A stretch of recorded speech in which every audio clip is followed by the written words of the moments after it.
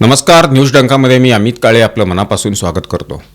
मित्रांनो, 22 एप्रिल रोजी काश्मीर खोऱ्यातल्या पहलगाममध्ये 26 निरपराध भारतीय पर्यटकांची धर्म विचारून आतंकवाद्यांनी हत्या केल्याची घटना घडली आणि या घटनेनंतर भारताच्या सैन्य दलानं पाकिस्तानची नांगी कशी मोडली हे आपण सगळ्यांनी बघितलेलं आहे.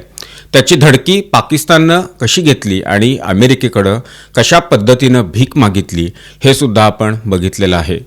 जगभरात दहशतवादी पोषण्याचं काम, दहशतवाद्यांना बळ देण्याचं काम हे पाकिस्तानमध्ये घडतं हे अनेकदा सिद्ध झालेलं आहे. भारताच्या सैन्य दलानं पाकिस्तानमधली दहशतवाद्यांची जी तळी आहेत, अड्डे आहेत, ते अड्डे उद्ध्वस्त केले आणि अनेक दहशतवाद्यांचा खात्मा या पहलगाम हल्ल्यानंतर केला. यानंतर आपल्याला अजून एक गोष्ट आम्हाला इथं सांगायची आहे, ती म्हणजे पाकिस्तानमध्ये जे हिंदू आहेत त्या हिंदूंवर पाकिस्तानमधल्या जिहाद्यांकडून कशा पद्धतीनं अनन्वित अत्याचार केले जातात, त्यांना त्यांचं धर्मांतरण केलं जातं हे सुद्धा आता लपून राहिलेलं नाही. ज्या पद्धतीनं जगभरात पाकिस्तानची प्रतिमा ही दहशतवादी पोषणारा देश अशी झालेली आहे, त्याच पद्धतीनं आता आंतरराष्ट्रीय पातळीवर पाकिस्तानमधल्या हिंदू अल्पसंख्याकांच्यावर जे अनन्वित अत्याचार केले जातात त्यावर सुद्धा आता दबाव आणण्याची गरज निर्माण झालेली आहे.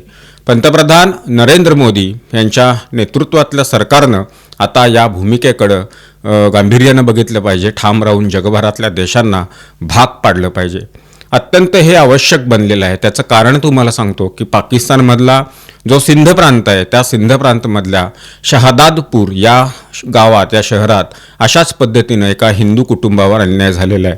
या कुटुंबातील 4 सदस्यांचं अपहरण करून त्यांना इस्लाम धर्म स्वीकारण्यास भाग पाडलं. या घटनेनंतर त्या शहरात हिंदू समाजानं जोरदार विरोध केला, निदर्शनं केली, निषेध व्यक्त केला, आंदोलन केलं. मात्र अत्यंत अल्पसंख्याक असणाऱ्या हिंदू समाजाला पाकिस्तानमध्ये कोण विचारतो, अशी परिस्थिती तिथं हिंदू समाजाची झालेली आहे. ना तिथल्या प्रशासनाकडून न्याय मिळतो, ना तिथल्या न्यायव्यवस्थेकडून न्याय मिळतो. अशी अवस्था ही अल्पसंख्याक असणाऱ्या हिंदू समाजाची झालेली आहे पाकिस्तानमध्ये. आपला हिंदू बांधव पाकिस्तानमध्ये किती अडचणीत आहे, किती असुरक्षित आहे हे या एका उदाहरणावरून आपल्याला लक्षात येईल. या शहरातील जिया, दिया, दिशा आणि हरजित कुमार या 4 मुलांचं अपहरण करण्यात आलं आणि त्यांना इस्लाम धर्म स्वीकारण्यास भाग पाडण्यात आलं. यामधल्या जिया आणि दिया या ज्या 2 मुली आहेत त्या प्रौढ आहेत. त्यांची वय 22 आणि 20 अशी आहेत. तर दिशा आणि हरजित कुमार हे अल्पवयीन आहेत. त्यांची वयही 16 आणि 13 इतकी आहेत. जिया आणि दिया या दोन्ही मुली वैद्यकीय शिक्षण घेतात. तर दिशा जी आहे ती 10वीत आणि हरजित कुमार हा 8वीत शिकत होता. एका दिवशी 4ही मुलं अचानक गायब झाली. अचानक गायब झाल्यानंतर कुटुंबियांनी त्यांची सर्वत्र शोधाशोध केली, मात्र ती कुठंच मिळेनात. त्यानंतर त्यांचा काही ठाव ठिकाणा लागेना. त्यानंतर त्यातल्या दिशाच्या आईला एक गोष्ट लक्षात आली की या 4ही मुलांना कराचीकडं नेण्यात आलेलं आहे आणि तिथला जो स्थानिक शिक्षक आहे फरहान खास खेली, या शिक्षकावर त्या आईनं आरोप केला आणि या मुलींबरोबर त्यांना आधी मैत्री केली आणि नंतर त्यांना नोकरीचं आमिष दाखवलं आणि फसवलं, त्यांचं अपहरण केलं, असा त्या आईचा आरोप होता.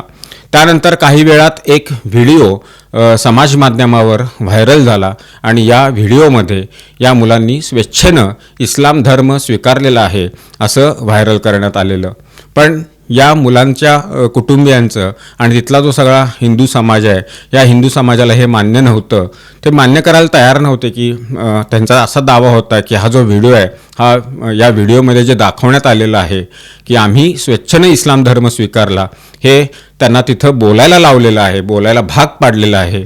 हे या व्हिडिओतल्या हरजित कुमार या 13 वर्षाचा जो मुलगा आहे त्या मुलाचा व्याकुळ चेहरा बघून हे स्पष्ट चेहऱ्यावर दिसत होतं, जाणवत होतं. हा चेहरा बघून त्याची आई अक्षरशः कोसळलेली होती. यानंतर प्रचंड दबाव हा प्रशासनावर आला आणि प्रशासनाने या मुलांना शोधून न्यायालयामध्ये जेव्हा हजर केलं त्यावेळी एक धक्कादायक गोष्ट म्हणजे यामध्ये अशी आहे की न्यायालयाची भूमिकासुद्धा इथं किती पक्षपातीपणाची आणि एकांगी आहे हे आपल्याला लक्षात येईल.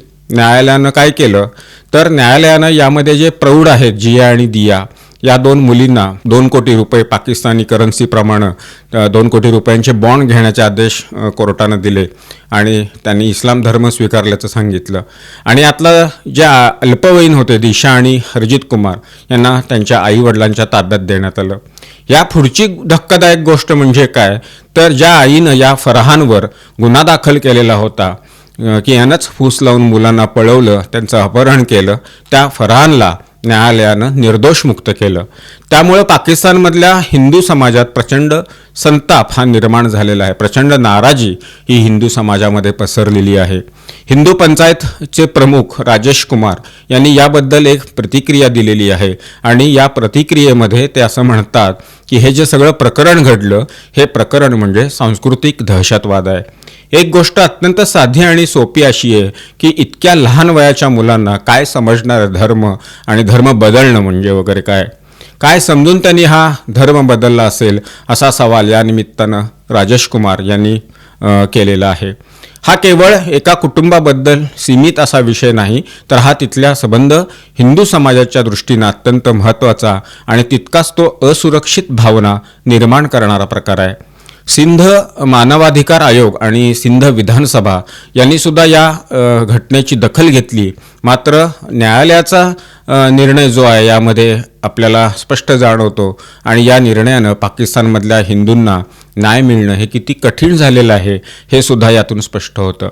पाकिस्तानमध्ये जबरदस्तीनं धर्मांतरण करायला लावणं, त्यासाठी अपहरण करणं अशा घटना सिंध आणि पंजाबमधल्या ग्रामीण भागात अत्यंत सामान्य अशा झालेल्या आहेत. म्हणजे आपल्याकडं रेल्वे स्थानकावर ज्या पद्धतीनं पाकीटमारी केली जाते त्या पद्धतीच्या चोऱ्या किती सामान्य झालेल्या आहेत भारतात, तशा पद्धतीनं हिंदू समाजातल्या लोकांचं इस्लाम धर्मामध्ये धर्मांतर करणं आणि त्यासाठी त्यांचं अपहरण करणं हे खूप तिथं सामान्य बनलेलं आहे. त्यात हिंदू मुलींना विशेष करून वेगळ्या वेगळ्या पद्धतीची आमिषं दाखवली जातात, त्यांची त्या आमिषाच्या माध्यमातून फसवणूक केली जाते, धर्मांतर केले जातं. कधीकधी ते शक्य नाही हे लक्षात आल्यानंतर थेट धमकीसुद्धा दिली जाते आणि धमकीच्या माध्यमातून त्यांना इस्लाम धर्म स्वीकारायला भाग पाडलं जातं. साधारण अशा मुलींची वयं जी आहेत ती वयं जर आपण बघितली तर ती 10 पासून 20 पर्यंतची आहेत. अनेकदा अशा प्रकारच्या तक्रारी पोलिसात दिल्यानंतर अनेक कुटुंबियांना पोलिसांकडून आणि अगदी न्यायालयाकडून सुद्धा सहानुभूती मिळत नाही, त्यांना न्याय मिळत नाही. अशा घटना अनेक घडलेल्या आहेत. 1947ला जेव्हा भारत आणि पाकिस्तान ही फाळणी झाली, अर्थात ही फाळणी भारतीयांसाठी भळभळती जखम आहे. तर त्यावेळेला पाकिस्तानमध्ये आपण बघितलं तर हिंदूंची संख्या ही 15 ते 20% होती. आज आपण बघितलं तर पाकिस्तानमध्ये हिंदू केवळ 2 ते 3% उरलेला आहे. सतत अन्याय, अत्याचार, भेदभाव, मंदिरांवर होणारे हल्ले, धार्मिक उत्सवांवर असणारी बंदी या सतत घडणाऱ्या प्रकारामुळं पाकिस्तानमधल्या हिंदू समाजाचं मनोधैर्य हे अत्यंत खचलेलं आहे. हिंदू समाज तिथं स्वतःला असुरक्षित समजतो. कुठल्या वेळेला काय होईल अशा घटना, अप्रिय घटना ज्या आहेत त्या घडतील आणि या घटना घडल्यानंतर तिथल्या न्यायव्यवस्थेकडून, तिथल्या पोलीस प्रशासनाकडून न्याय मिळण्याची सुतराम शक्यता नसल्यामुळं जास्त भयभीत अवस्थेमध्ये पाकिस्तान मध्ये आपला हिंदू समाज जगत आहे.